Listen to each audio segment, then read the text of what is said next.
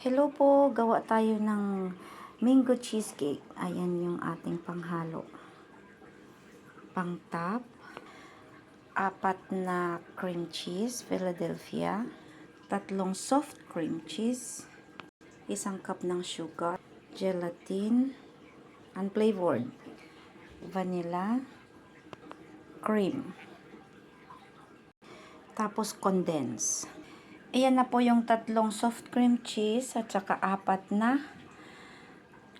cream cheese. Ayan. I-beat natin. Maglalagay ako ng kalahating cup ng sugar. I-beat po natin hanggang sa maging smooth. Ayan.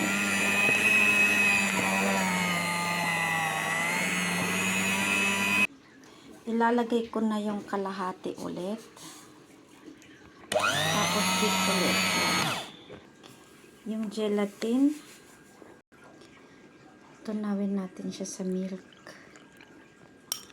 Ayan. Tapos ima-microwave natin siya. Dadagdag ako ng condense. Ayan po. Ito po yung ating stabilizer. Kasi cold yung gagawin nating cheesecake. I-melt po natin yung butter. Maglalagay ako ng vanilla. I-beat natin ulit. Ito na, melted na yung ating gelatin. Halo natin yung gelatin.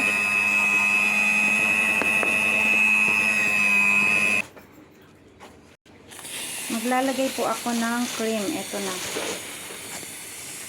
Ayan.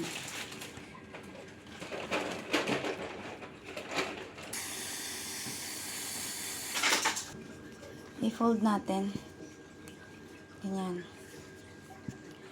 Lagay natin yung mango.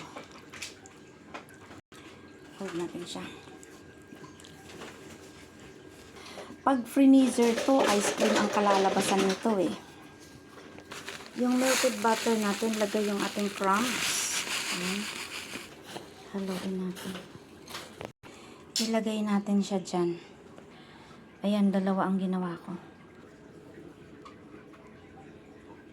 Ilagay natin dyan. Ayan. 3 ang nagawa ko. Ayan.